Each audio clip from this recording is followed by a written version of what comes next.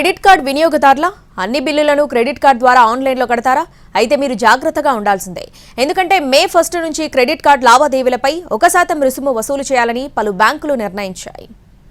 వినియోగదారులకు ముఖ్య గమనిక. మే 1 నుంచి పలు బ్యాంకులకు చెందిన క్రెడిట్ కార్డ్ లావాదేవీల్లో మార్పులు చోటు చేసుకోనున్నాయి. ఇటీవలే ఎస్ బ్యాంక్, ఐడిఎఫ్సి ఫస్ట్ బ్యాంకులు మే 1 నుంచి తమ క్రెడిట్ కార్డు నుంచి యుటిలిటీ బిల్లులు అంటే electricity bill, water bill, gas bill చెల్లిస్తే 1% రుసుము చెల్లించాల్సి ఉంటుందని తెలిపాయి. దీని ప్రకారం మీరు Yes Bank, IDFC First Bank credit card వినియోగిస్తూ నెలవారీ కరెంట్ బిల్ 1500 చెల్లిస్తుంటే అదనంగా 15 రూపాయలు చెల్లించాల్సి ఉంటుంది.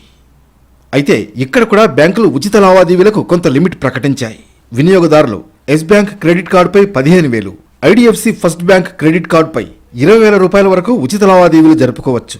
లిమిట్ దాటితే 1% ఛార్జీలు అమల్లోకి వస్తాయి.